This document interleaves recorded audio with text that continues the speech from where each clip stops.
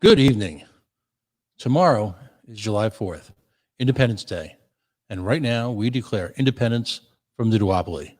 Welcome to an hour with candidates on LPTV, a production of the Libertarian Party. My name is Pat Ford. I currently serve as the chairman of the Libertarian Party of Rhode Island. As always, there are a few purposes for this show. We give the libertarian community an opportunity to meet our wonderful down ballot candidates. We challenge them to incorporate lunch pail economic issues, social issues, the issues of the day, to present them to the electorate and to the party with a viewpoint through the prism of a libertarian perspective. And of equal importance, we seek to create a bond between the affiliates around this great country so that folks in Maine and Rhode Island, where I live, become familiar with the issues and the candidates and the great people challenging the duopoly, say in California or Washington, and the folks in perhaps Montana gain an understanding of those same challenges to folks in Georgia. And as such, we become a united, more powerful force in eliminating government from our day-to-day lives. Two great candidates on tonight. First of all, joining us from, as always, the Empire State, running for the United States Senate, the New York State Senate, District 51, Tim O'Connor. Tim, welcome to an hour with the candidates. Pat, I want to thank you guys. I want to thank you guys for this program. I want to thank you guys for the effort that you guys are putting in at spreading the seeds of liberty, because that's why I'm here. That's what I'm doing. And that's the work I'm dedicated to. We have conversations. We want to make the world better for our kids. We want to get the government metaphorical and physical boot off of people's necks. We've been fighting a battle. Lunch pail economics. I am a contractor. I've worked my entire adult life trying to put things together for people, solving their problems. And guys, I'm ready to serve my way to Senate District 51 and help restore the sense of common sense notions of governing. The people come first, that the government is supposed to serve us. We're not supposed to serve it, that the virtue signaling is an expense, and that they're breaking us down over that expense. And they don't even realize it. They think they're doing the right thing. We have to have a better conversation with them. Well, Tim, great start. Let's start from the beginning. Tell us a little bit about yourselves. You mentioned you're a contractor. Yeah. And what was your liberty moment? What was that moment in your life when that light bulb went off over your head and you realized that individual liberty, personal responsibility, and self-ownership were the way that you were going to conduct yourself? Well, I think that as a lifetime independent, Pat, that's something that's been in my mind, if not in my vocabulary perfectly, my entire life. There were times when I was seeking issues from candidates that I thought were important. Things like, let's not expend our young men and women on foreign soil for treasure. Like that's always been a problem for me. And I'm not saying I didn't buy into some of the arguments in the past, but at some point the arguments fall short of what we see as a reality. And so the liberty moment, I loved Ronald Reagan, but I was a liberal, right? I was going to college at SUNY Binghamton. I was studying economics. I was doing my best, and everybody was completely into the concept of progressive politics. And not that as a libertarian, sometimes I sound more liberal than my Democratic running mate, and then there's times when I sound more conservative than my Republican running mate, okay, with the people that I'm running against. So I found that moment with Reagan, that he had some platitudes, he had some ideas, he had some concepts of getting government out of the way of the people from doing business, from preventing peaceful interactions amongst our friends and our neighbors. So that's where the seed planted for me. It took me years to realize that I would be talking about politics, and one person would call me a crazy kook liberal, and another person would call me a crazy kook conservative, and I'd be like, something's missing from my life. So about 3 years ago, Larry Sharp mounted a campaign for governor of New York State. And I found him independently of the Otsego County Libertarian Party, which I am now a member of and which I now participate in regularly. And I found other sane people who want to have conversations about more effective governance. So I give Larry credit. He helped me find find other people that are saying like us, Pat. Do you know what I'm saying? We're having these Mhm. conversations. We're not having battles. We're not having wars. We're trying to explain how government is overpowering us and as a result failing us. Now, if I were to look at your district topside, it would seem like the burgers, the great salons, the visionaries of the state of New York, the Empire State, have gone out of their way to carve a district that is west of Albany, south of Syracuse, just east of Ithaca, uh, managing to eliminate any of the single major cities within the district. So give us a snapshot of of life in District 51, the economy, the type of communities that are there. Talk to us about life in upstate New York. Okay, I'm fond of saying that we are the breadbasket, we are the Rust Belt. Okay, this is Central New York. The area I seek to represent is approximately landmass size the state of Connecticut. It matches up. So Wow. we're primarily, yeah, it's huge, and it is unconstitutionally, according to the New York State Constitution, gerrymandered to effectively represent. Which, in a way, there's a good side to it. So let me put out the good side first. We are sort of a homogeneous population. We're rural, we're small communities, we're agriculture based. We did used to have a manufacturing base that has slowly been chased out of the state, chased out of New York State. So what we've got going on, we have small college towns, we have medium sized to small cities. And so we have this lifestyle that practically we're already social distant. We're a lot like Sweden in that, based on the number of people per square mile, right? Mm-hmm. So the economics here, agriculture. The other piece of the economics here is dying agriculture. Okay, farm communities are falling by the wayside. Our schools are drying up and disappearing because agriculture is drying up and disappearing, and we haven't replaced that. Um, our schools are growing smaller, and a lot of them are closing, consolidating, and condensing. And I think that a lot of our communities find that to be a sad realization when they wake up to it. One of the things I'm imagining I want to bring back is the concept that we can do industry, we can do it responsibly, we can do it with respect to the environment, and we can do it with respect to each other. And industry brings good jobs. There's agricultural opportunity here. We have on the order of, over all of Senate District 51, maybe 30,000 acres that aren't really being used productively anymore. And so we're looking at weed legalization and hemp legalization all over the country. And New York State has its thumb on that. They're going to legalize it in a way that benefits the top-down economic structure of the state. They are going to make sure they get their revenue first, and it may not end up benefiting communities like mine that I seek to serve. And so, as a Senate candidate, if I can even get that conversation started, but as an elected senator, I guarantee that conversation is going to be on the table every single chance I get. The legalization of weed and hemp, and how we use that to benefit our communities. And again, I got to apologize to my mom real quick. She doesn't quite understand why I'm a big fan of weed. There's this, as you guys know, at libertarians, we get it, man. It's an issue of freedom. People find health benefits from it, but they use scare tactics, and they've so you know where I'm coming from. Mm-hmm. No, I mean, you bring up an excellent point. The repurposing of existing farmland for the production of hemp, particularly when you're distant from some of the suburban communities that could be impacted by its some of the after effects of growing hemp. Right. The smell being one of them.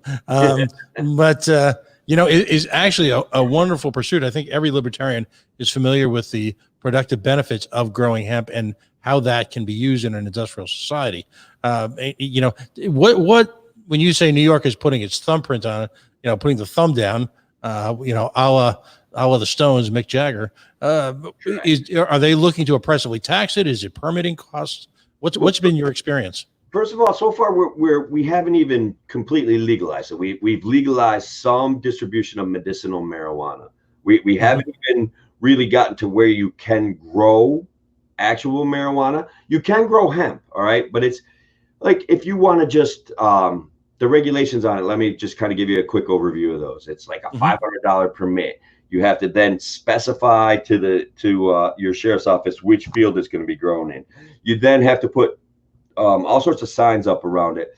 None of this is necessarily prohibitive, but $500 to make $200 on selling some hemp, no one's going to do it on the scale where it could really benefit my neighbor. So if my neighbor wants to grow hemp and he's got 10 acres, I want that to be none of my business. I want him to watch that himself. I want him to babysit it himself. And so that's the kind of thing that happens in New York State all the time. We beg the next layer of government for money. We beg the next layer of government for permission.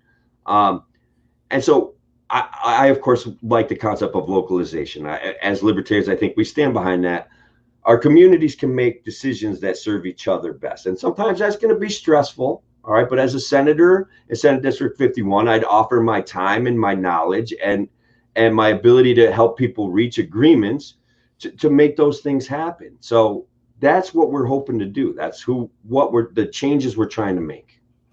Yeah, it's always unfortunate when, and I use the term unfortunate in the what I'll call the LPTV air quotes, when government decides that they're going to impose a broad range of fees that effectively, if you will, put the stranglehold on startups. When you're so out of touch with the government and you don't understand that if you've got to pay thousands of dollars simply to open the door, how restrictive that is on an economy, particularly in an area which has been challenged by the type of upheavals that upstate New York has.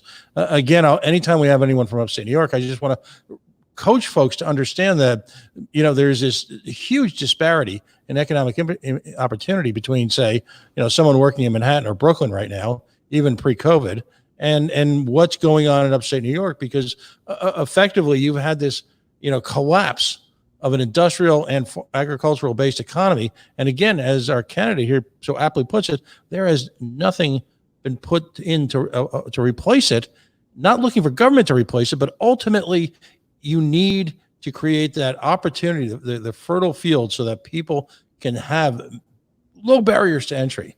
That doesn't exist in New York, does it? I mean, they literally are grabbing at your ankles at every opportunity, aren't they? Yeah, there's barriers to entry for everything. If somebody wants to build a small medical facility, they have to prove to the community that the community needs this small medical facility. I do a little bit of this broadcasting, a little bit of live talking. I met a doctor. Check this out, Pat. You're going to love it. Okay. This guy is opening up the old school style doctor's office. Okay. For $100 a month, you get unlimited access to a general practitioner. This guy's going to make house calls. His business was, in fact, now made possible by the overburdensome federal regulations regarding health insurance and the explosion in the cost, the explosion in the co-pays, the explosion in the spend downs, and the explosion in the deductible, right? So now it was a wonderful interview. I would love people to check it out because Dr. Mark is entertaining, he's articulate, and he's bright. And he's a former Democrat, but I think I might have welcomed him to the Libertarian Party. We had a conversation about the possibilities of what we're trying to do and how that mirrors exactly how he's living his life. And it was just a wonderful, enjoyable conversation. Right. And there lies in critical opportunities. As long as the state doesn't overinflict certificates of needs, doesn't overinflict initial fees and startup costs. And again, folks don't understand that, you've heard the term food desert, where there's, in urban communities where there's no, grocery stores that we're also used to in the burbs. Well, in upstate rural, or I'll call them abandoned communities like this district, you've often got medical deserts where it's the barriers to entry for a medical professional to set up a freestanding practice are often too much of a challenge, given the absence of a significant customer base. So state, what happens, and when does the state of New York say, we realize that and we're going to get out of the way? No. They try to find ways to solve the problem with a government grant, with a government program. And once they create that program, Pat, as you know, as we've seen, and you see it more in New York State, I think, than any place else, maybe California, I'm not sure, but they create a program. That program creates a bureaucracy. That bureaucracy creates the demand for its existence, period. Okay. They never And guys, I love everyone, man. I even love people that work for the government. Don't get me wrong, but when they create a program, that program does not go away. Okay, Ever. and it seeks to feed itself forever.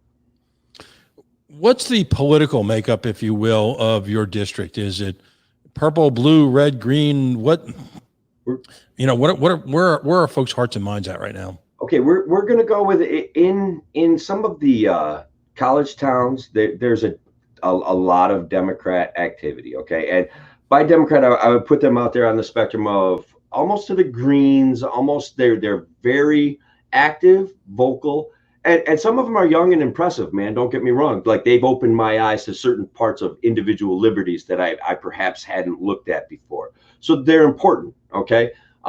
But primarily it's a Republican district. It has been since 92, I believe, led by a guy named Jim Seward, who in and of himself was an okay guy. He served his community on some level, but what he did also do was serve the duopoly. And I'm trying to communicate that to my friends and family and people in this area, that there is an existing structure where Democrats and Republicans in fact operate together to make sure that they get a guy in a seat, that they make sure that they get the person that is unbeatable back in office, and then they get a concession from another part of the state. That stuff's real. Where literally some of my friends are going through it right now. They're realizing that that is a fact. And so I'm here to help them. And let me tell you a beautiful thing about the Libertarian Party, because I am trying to help these guys understand how the Libertarian Party works. And I can't break this news because it's someone else's news. But I have a story today. I ran across a situation.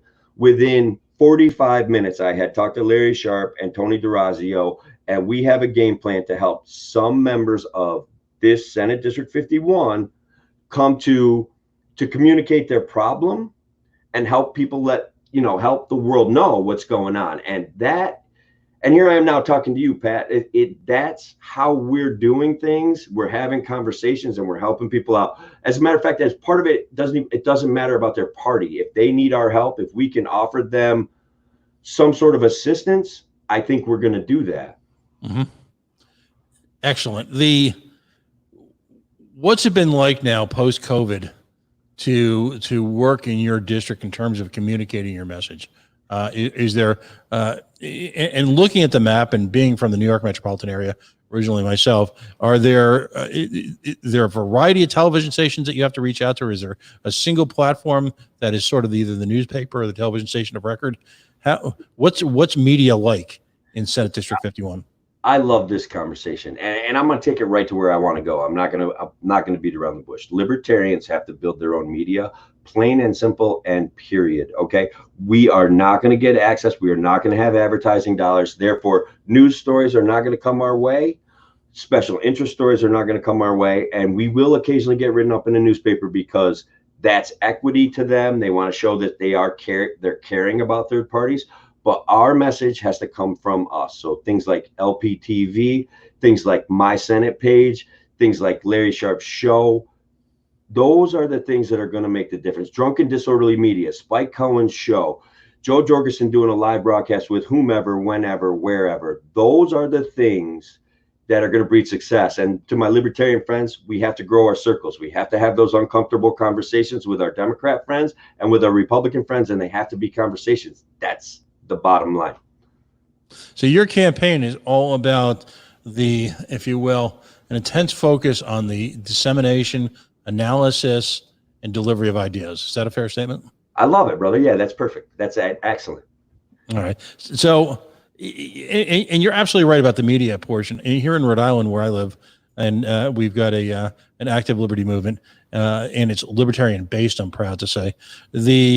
We developed our own media probably starting about 6 or 7 years ago. It's not an overnight construct. It's not something you can just push a button.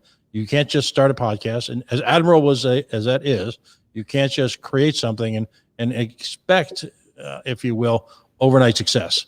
But at the same point, you're right, because when you create your own media channels, when you create your own delivery system for information, ironically, what happens is that sort of like a neighborhood bully, the other media starts to respect you and then pay more attention. I've seen it in the flesh here. We went from no coverage to now where the NBC affiliate actually journeys to us to question us, where we've got newspaper and we get a lot of radio. So it can happen, and quite frankly, libertarian affiliates need to start doing it now. Don't wait till after the election. Do it now. Use candidates like yourself as, if you will, the mouthpiece to get it started. That's critical. Now you've got, I think you mentioned in the pre-show conversation that you've got an announcement. You've got an event coming up in the near future. I believe it's with an Ivy League university. Check that out, guys. Cornell University. Okay. So I've made a lot of noise, right? I have done the work. I got invited to participate in a town hall with the other two people that I'm running against. Ideal situation for me to get in there and have conversations, because the odds of me winning, and we didn't go fully into the demographic. There's a 60,000 independents in Senate District 51, but then primarily this district has been Republican for decades. So I want to reach the independents. I want to talk to the Republicans. I want to talk to everyone, and the town hall is going to offer me that opportunity on July 23rd, 2020, from 8:30 to 10 p.m. I've been invited to participate in a Zoom-focused town hall, Zoom platform town hall. I think that that's going to be an excellent opportunity for me to start these conversations. I've already heard my competitors, maybe, and I don't want to say they stole my ideas, but maybe the Democrats advocating for tax cuts. Maybe he's recognizing that taxes in upstate New York are too high. Now, in typical party fashion, he wants to target his tax cuts at small business. Okay, that's not going to work. Okay, we've played the games of targeted tax cuts. We've chased grant dollars from from Governor Cuomo, and we've seen the results. They help us build infrastructure that they then don't maintain, and that then falls back on the pockets of the hardworking men and women of Senate District 51, especially the middle-class Americans that get up and go to work every day. So I'm excited about this opportunity. As a libertarian, I feel like they're going to yank this rug right out from under me at some point by some excuse, and maybe they will. But guys, I made an impact. I got invited, and I'm fighting the battle. And guys, even if I don't get on the stage with them, I'm going to get a hold of that video, and I am going to debate them on my Senate page, and we'll still make noise. And that's going to be the bottom line. It won't be live, but you'll still hear my responses to the same questions they get asked. First of all, congratulations. And you, if they've invited you and all of a sudden they pull that rug out, you have to let us know. You have to let Dan Fishman know. He's executive producer for this production, and he's also the executive director, obviously, of the party at large. Folks, if in fact the duopoly starts playing reindeer games with access to debates, town halls, forums like that, let your party chairman, let your regional rep, let the party know as soon as possible. If we've got a little bit of time, a lot of us will jump in and we'll make those phone calls and we'll storm the gates with you, because you have earned that right. You, Tim, by very definition, engaging in the type of work that you're talking about in this conversation tonight, you have earned the right to be on that stage. And damn it, we won't let them take that away from you. Now, regarding the targeted tax cuts, you couldn't be more on point. There's this notion of picking winners and losers. Folks, you've heard me say this every week: fighting corporatism, fighting crony capitalism, fighting these private public partnerships where those who are deemed so worthy are able to be the beneficiaries of your redistributed tax income, all right, need to stop. They need to die. And I will tell you, there is no more powerful an issue that a libertarian can provoke, even more so than 2A, that the fact that economic justice is not taking from me to give to you.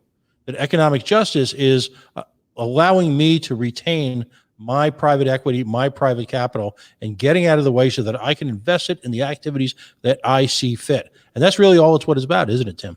It is. I could go on for an hour with you, brother, because there are so many things that we do wrong in this area. We take people's properties to satisfy budgets, okay? And What are they? We take the entire amount of money. If we've got to foreclose on somebody having financial times, we got to take the county has to take their property. We take whatever that property is sold for. We keep all that money. It goes into the county treasury, and that person is then forced to leave our area. He's gone. His economic impact, her economic impact is gone. It's offensive. It's terrifying, and it's completely inappropriate. It's a form of feudalism, brother, and we got to stop it. We've got to talk to these people. And guys, we got to try to elect me. And I know that's the hardest piece of this, okay? But we've got to try to stop them guys from doing this to our neighbors, to our friends, and they do it all the time. And so you talk to my buddy Queter. Queter is Thomas Daniel Queter, all right? Number one, we're Libertarian brothers. We're in this fight together. He's in Senate District 52. I'm in Senate District 51. And his point, and I want to emphasize it, man, is that his community has already taken care of him, even under this oppressive tax structure, okay? He wants his community to be able to stand up and help people like him in need. He never was able to get the wheelchair that he needed or deserved or would make his life better, but his community stepped up and got him the tank that he needed because his spirit is strong, and he needed a wheelchair to match that.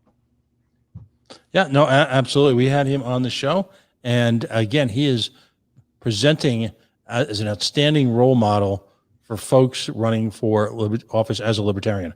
You're absolutely right. Tim, this is the part of the show where we engage in what I call shameless self-promotion. And first off, I want to say I'm going to use that feudalism talking point. I'm going to misappropriate that. All right, I'm going to take that as my own. Man, it's sharing and caring, brother. That's what I'm here for.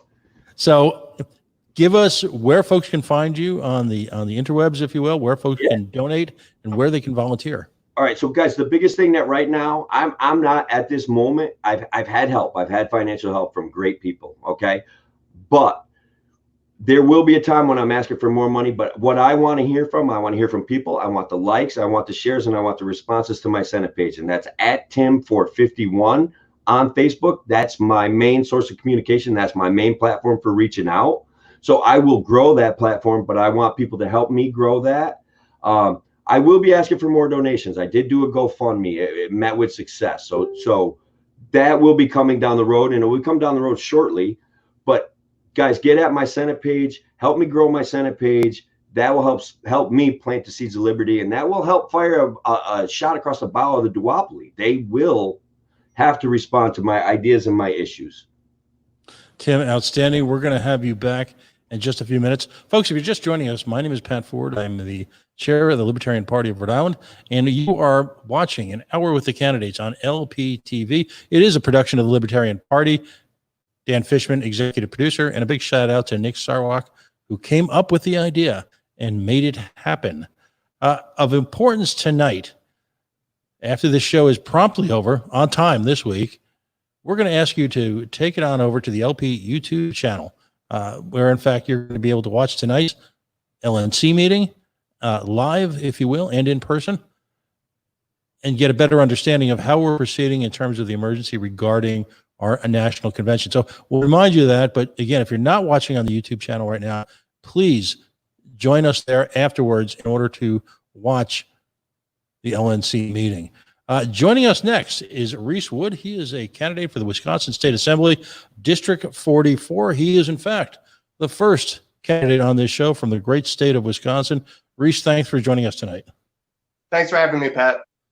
All right, so let's talk about Wisconsin. First off, I always ask a little bit about your background and what was that moment when you decided you were going to take on the battle, to fight the duopoly in person. I believe one of the great acts of patriotism that anyone can perform in this country, by essentially giving up part of their life to join the community. That was really folks like you and Tim are the ideal, if you will, that our founding, fathers and mothers envisioned when they looked for a representative democracy, a republic that would, if you would encompass the skills, the talents, the ideals, the perspectives of the individual. What happened to you? Well, that's a great question. I was in high school during 9/11, and so I was watching the events happen on TV. I was a sophomore, And, Mhm. it didn't take long for me to start. I became one of these people who didn't understand why we were going into Iraq and Afghanistan. And it became quite a confusion for me. And I noticed it was for a lot of people. So I became a anti-Bush person. I wasn't really political, but I was against President Bush and the wars he had got us into. So that kind of started my activism. But moving forward to about 2008, I was ready to support somebody who would bring some change, and that was President Obama. I was interested in Ron Paul at the time, but like a lot of people, I thought a libertarian-leaning candidate could not win. So who did I support? I supported President Obama on his first run.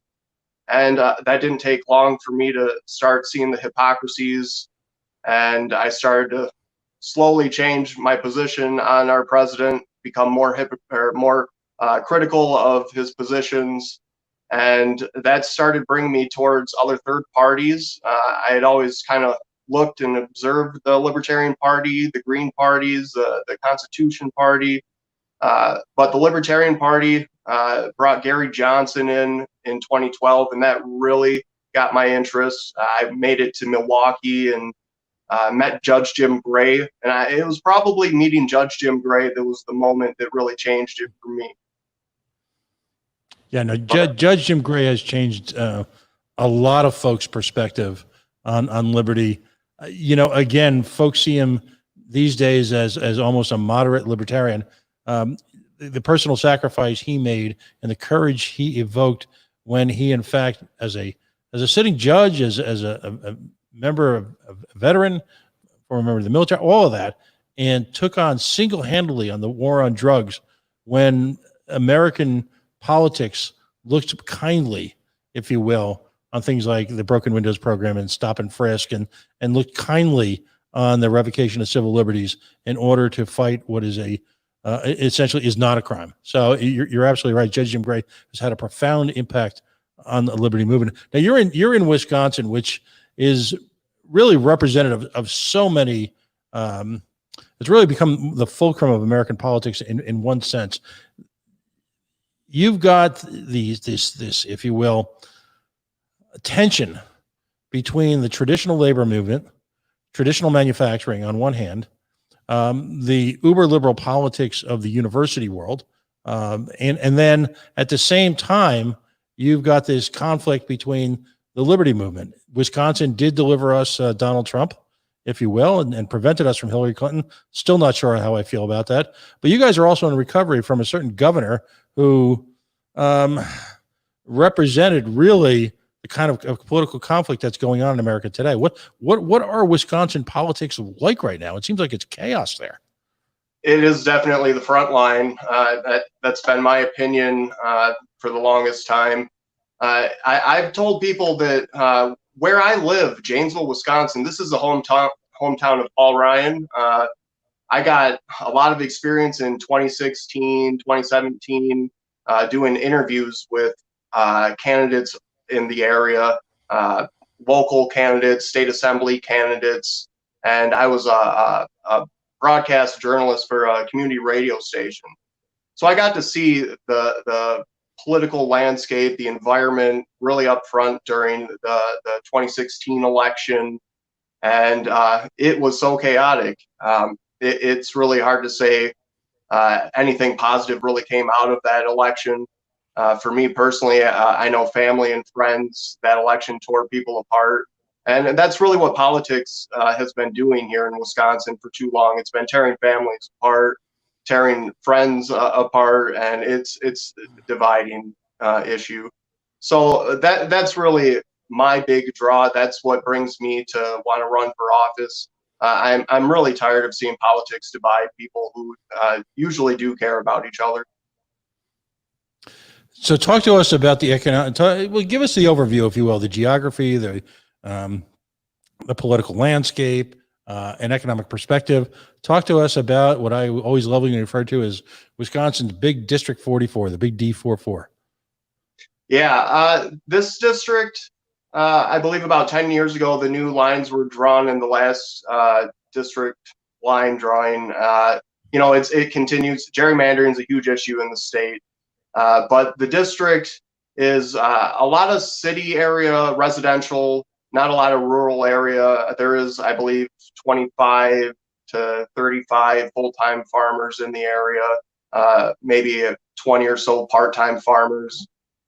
So it's mostly city residential area. It's majority white population. The establishment politics here pretty much, this is I would say the heart of the establishment politics in Wisconsin, if there is any. But that's been my opinion for a while. Like I said, Janesville is a hometown of Paul Ryan. I know over the last couple of years, people have seen in the national news everything going on, and that's happened all right here in Janesville's 44th district. The Congressional District 1 overlaps the 44th Assembly District, so we're right in the center of where anything political going on has been going on in Wisconsin. Anything negative that has happened in terms of politics has impacted our area. The district is doing okay. I don't want to say we're doing terrible, but the truth is the pandemic has had its effect on our whole state, and I've seen it here. And we're just trying to figure out solutions moving forward here. What is the future, do you feel, of your district economically? Or do you have to move towards manufacturing? Is it to try and encourage the survival, if you will, of I'll call it the non-mega farmer, where you've still got regional and family-owned farms? From your perspective, what direction? And this is a loaded question, because I'm not ever going to say the government should encourage it in any which way. Markets will take care of markets. But given your choice on how to move forward, what works for your community? Well, this might be unpopular. I know our area is, there's a lot of progressives, a lot of Democrats, but we had a General Motors in our city for 60, 70 years, I believe. And it was very popular. It was our main job producer in the area. We lost it about 2008, a little before then. And so we've seen manufacturing and production here. We've seen what strong union brings to the area. Now that we've lost our GM, a lot of jobs, it's been a little over a decade now, and there are, the economy has recovered here somewhat, but people are still looking for a replacement for where those jobs used to be here. And so the future of the area, it's pretty uncertain. There's without us relying on development from the state and from federal government, grants, subsidies, things like that, it's pretty uncertain here in terms of the economy. Is there still the possibility of creating a work environment with low costs by American standard in terms of taxes, fees, and cost of living?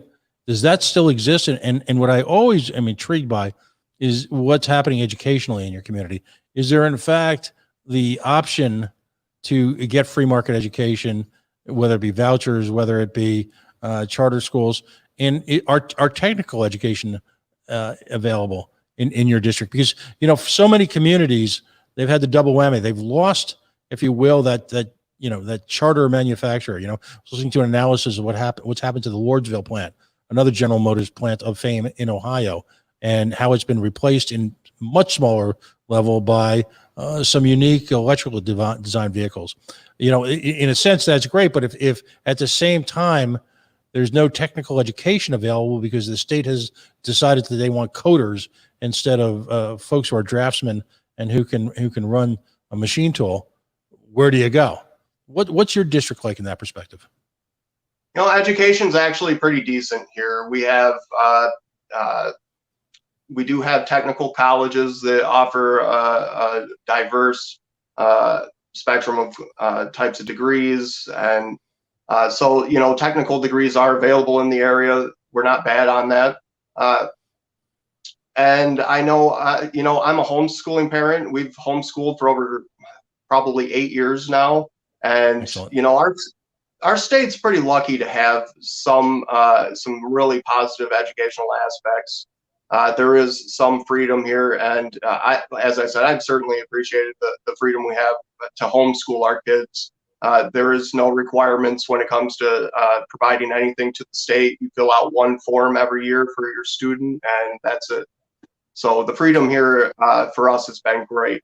But the public schools are kind of like the businesses here. You know, this is a big libertarian issue that the state and federal government pretty much dictates the rules and regulations, and they tie funding to it. It's the same with education here as it is with our businesses. You know, as I said, the economy is uncertain because in Wisconsin we have something called the Wisconsin Economic Development Corporation. They manipulate the economy in ways that are just massive.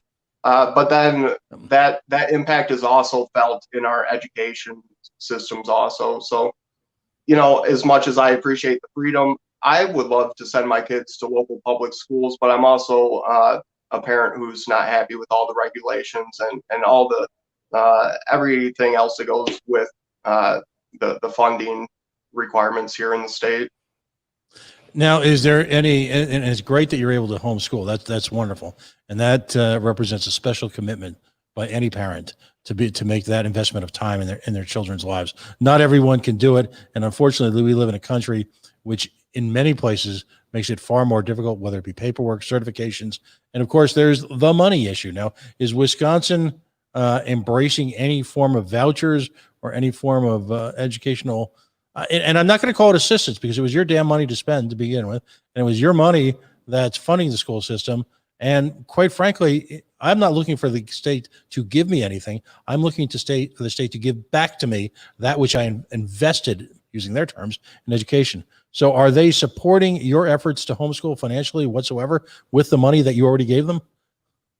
That's a great question. No, I've said that very thing for a long time. You know, homeschool people are saying, thank you for our freedom. We want nothing else. Have a good day. That's it. But everyone else, you know, the public schools, the private schools, the charter schools, they all want their proportional funding. And, you know, the public schools, probably like everywhere else in the United States, don't want to give up their funding to a charter school, and they don't want to give up their funding for a private school. So that's where the discussion gets really hard with education, trying to get everyone to understand that those dollars should follow each student, each child. But we're still not there yet. We're still just trying to have those discussions. I'm hoping that as a representative, that would be something that I could help facilitate, actually being a representative who's open to that discussion and not just saying, you know, someone's wrong in this scenario. Right. No, that's outstanding. I'll always point out when we have this conversation with a guest that states like Arizona, and I believe there's about 7 states now, offer some form of what they call educational scholarship account. And the money that would have been spent on them in their district, that we always hear that famous per capita student. Some schools, it's as low as $10,000 or $11,000. There are school districts here in the great Northeast which are spending $20,000 a year per student and getting back everything that you would expect, which is to say veritably nothing. Well, in the case of Arizona in selected districts, it's, you know, like everything else, we have to take our time. Wouldn't be prudent to just do the right thing at once. But to their credit, what they're doing is they're giving back to students in the form literally of it's similar to, so you would say, a health savings account, the money that would have been spent on them. And they're spending it locally. And the results, by the way, have been astonishing. It's been rolled out in some of the poorest districts of Arizona. Native American, very often the quote unquote beneficiary, again, getting back their own money. And they've had staggering gains in scholarship and educational achievement, staggering. The private sector will, in the face of competition, always do better. Sorry. And they just will. Yeah, I agree. And that's the hard discussion to have here. As I said, it's a strong Democrat, strong progressive area. 2 years ago, I ran against the minority caucus chair of the assembly in a district south of this one, the 45th district. It was hard because the Democrat and progressive politics in the area make it so hard to have those conversations. no one wants to hear free market. So really, I'm trying to do my best to offer people a representative who's still understanding of Democrat progressive ideals, because I absolutely am. As I said, about 2008, I was still supporting a Democrat president, President Obama. So I definitely understand the politics that appeal to Democrats and progressives. But we got to start bridging the conversations. A lot of my progressive and Democrat friends will say, "Hey, we do respect libertarians." So I've heard that, but the conversations still they're not enough. We got to have more of them. Right. Now, you mentioned, of course, that you, like just seemingly every state, has got one of these economic development corporations or a commerce corporation. Is yours, like so many others, the ultimate providers, the ultimate decision makers of winners and losers? Yes, that is them. And they wave their wand and we, follow. So that's the hard part for me. I've seen it up front. I've seen how the money gets funneled from the state to projects in my local economy. I've seen that money be, I would say, misspent. I've seen that money be used on projects that people have even almost got hurt in. I am not a fan of the Wisconsin Economic Development Corporation. And in the state assembly, we don't have any representatives who are very vocal against it. And I know there are people who benefit. Obviously in our state, a lot of people benefit from the WEDC. But there are people who, as recently with the pandemic and stay-at-home orders, they said, what is the WEDC doing, making all the calls and all the decisions for who stays open and who closes, and making all of those policy decisions. So a lot of people are finally, they wake up and they realize what it is. It's not all a good thing. It's some good, some bad. And, that's where we're starting to have a discussion, but that's just because of the pandemic. If it wasn't for the pandemic, I don't know how we would be even having this discussion, because as I said, the WEDC, it does as they do in other states. They really just buy people off. They create winners and losers. And of course, the winners want to support the people that help them get those incentives, those subsidies.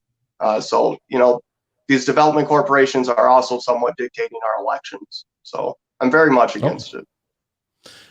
As well, you should be. And it is, as folks who've listened to the show before know, one of my mantras is opposing those type of organizations, because effectively it is nothing less than attempting central control over an economy, central planning, if I can use the exact words. It's a powerful issue for libertarians. And if I can just give one piece of advice, take that on with every bit of energy you can have, and I'll explain to you why. Number one of the chief allegations that, if you will, the progressive community wages against the libertarians is that we are corporatists, that we exist to serve corporations and to the great men who challenge, the common man in their efforts to succeed. And to that, of course, I will tell you balderdash. Fighting and defeating on an issue by issue, inch by inch basis your state's respective Commerce Corp demonstrates two things. Number one, you truly believe in economic justice. And what I mean by economic justice is nothing less than the ability of people to survive and thrive by their own talents, by their own risk capital, and the efforts that they've made to work in conjunction with others to do so. Nothing less than that. And in doing so, you will actually prove beyond a shadow of a doubt to any one of these progressive groups that it is in fact the Libertarian Party that stands uniquely alone in fighting corporate welfare. And in doing so, you will eliminate one of the great talking points that somehow we're selfish and self-centered when we ultimately represent the ultimate minority, and that is the individual. So if you can take on that fight, number one, you will be serving the community in ways that probably won't be recognized for generations, because you will reinstill the notion of a free market in a group of people who have no idea, no perspective of which one is. So fight that battle as best you can. And one word track that I love to use when we do so, because we actively do so here in Rhode Island, it's one of our 4 pillars of our Libertarian Party here in Rhode Island. Go up to a business person perhaps in a related industry. So, when one of these great boondoggles is going, maybe it's a sports stadium, and go up to a local restaurant owner and say, hey, you support the stadium. How does it feel to use the tax dollars that you pay, that you work so hard for, and doing what most people can't, which is successfully running a small business? How does it feel to be subsidizing your competition? And he'll say, what? I'm not subsidizing my competition. Well, of course you are. All right. In any one economy, there is a limited amount of money to be spent on an entertainment income. It's finite. So your tax dollars are going to make it give you unfair competition with the guy down the road who is going to literally eat your lunch.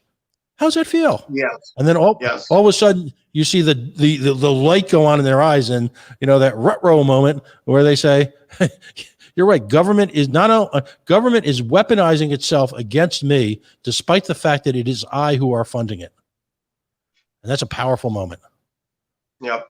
That's the key issue that I'm trying to promote in this campaign. I haven't mentioned it yet, but our ballot status was challenged about 3 days after we were granted ballot access by the Election Commission here. Both parties in the state challenged us, the Democrats and the Republicans. We were the only campaign in the whole state challenged, and they challenged just enough signatures to put us 4 under the requirement. So we are continuing as a write-in campaign. As I said, I ran 2 years ago. I have submitted just about the same amount of signatures this year as I did last campaign. Only this time, both candidates in the race wanted to challenge me, Republican and Democrat. And so the issues are very important in this race. I made it public in a press news release that these were the top issues for us: election reform, criminal justice, and being against crony capitalism. So, as you said, the issue of crony capitalism, the Wisconsin Economic Development Corporation, I have said a couple times on my social media pages, where do the other 2 candidates in this race stand on that? And I think that's an important thing to ask candidates in almost every race across the country. Where do they stand on crony capitalism? Do they believe it's an issue that exists? Are they against it if they do believe it? And that's one issue that libertarians really can win on. And I do believe in this race that we absolutely can, because as you said, this is something that is really going unnoticed right now. People don't understand that their economy is being manipulated. But if we start to really expose it to people and let them know where it's impacting our local economies, then we can really start to make some progress. What fascinates me is almost always the progressive element in any local political milieu will almost always vote in favor of these projects.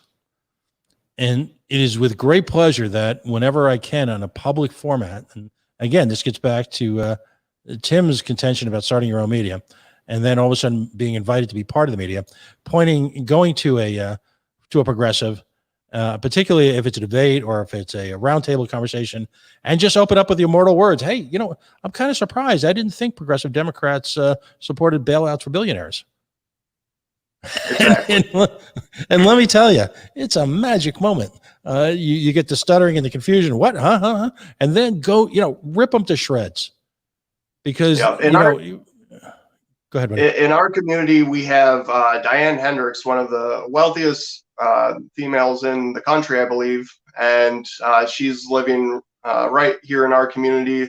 So, she's always putting money into the community in conjunction with funding that might come from the state for a development project. So, we see the problems so much here with very wealthy corporatist type, but also when they work with people, when they work with entities like the Development Corporation, it's just a disaster here. And very often you'll find that these folks put up charitable support as a reason why to support X, Y, and Z, and to which libertarians should always respond: giving $100,000 in charity to receive $1 million in tax incentives is not charity; it's public relations. Absolutely, yes. So it's wow. It's what's great about this show? We get passionate candidates from around the country And by the time we leave, we're both fired up. We're both ready to go to battle. You got any? Can I go out and distribute literature right now in your district? Right after I get done with Tim's, I'm going to fly out to Wisconsin. Bring them on. That's what I say. Yeah. Bring them on. Well, now it sounds like you've got some outward bound social media. You've got some involvement in the general media. What's it been like post COVID? You've run for office before. You're certainly no rookie. Matt, I just want to give you the 3 minutes. Give us in a minute or less, because we're short on time tonight because of the impending meeting. But just in a minute or less, tell us what it's been like to campaign, and then why don't you go right into your shameless self-promotion? Tell us exactly where folks can support you. It's been a challenge. Libertarians face challenges everywhere, but libertarian candidates are the people that are most willing to take on challenges. That's how we're going to continue this campaign. The issues are super critical here. If you're familiar with Janesville, Wisconsin, if you're familiar with Paul Ryan, this area needs a third party or independent representative to start contrasting the issues that have really changed this community here for so long. So that's why I'm running as a third party independent representative for the 44th Wisconsin Assembly District. I'm hoping to get all the support I can. If you guys know someone in this area, please share this with them. We're taking donations, contributions at crowdpack.com. You can find me on Instagram, RW4WIA, also on Twitter, Reese Wood for Assembly, Facebook, Reese Wood for Assembly, websites, reesewoodforassembly.com. We're easy to find all over the web. Excellent. Tim, Reese, we're going to break to the LNC meeting in just a minute. But again, congratulations on number one, spiritually, you're becoming such powerful libertarian role models for your community.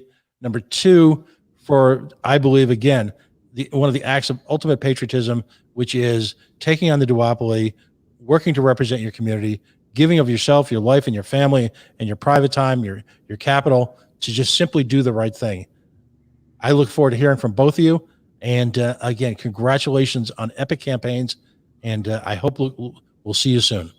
Folks, we're going to take a quick early break tonight. You've been listening to An Hour with the Candidates on LPTV, a production of the Libertarian Party. My name is Pat Ford. A quick thank you to Dan Fishman, the executive director of the Libertarian Party and executive producer of the show, Nick Sarwak, for having the vision to create this effort. Folks, again, very important. If you're on the YouTube channel for the Libertarian Party, stay tuned. We're going to cut right to the emergency LNC meeting to discuss, obviously, the convention. If you're not, head on over to YouTube right now. We are a thoroughly free organization. At moments like this, it's important to be aware and to participate. Have a wonderful week, and we'll see you next Friday, 8 o'clock, An Hour with the Candidates. Good night.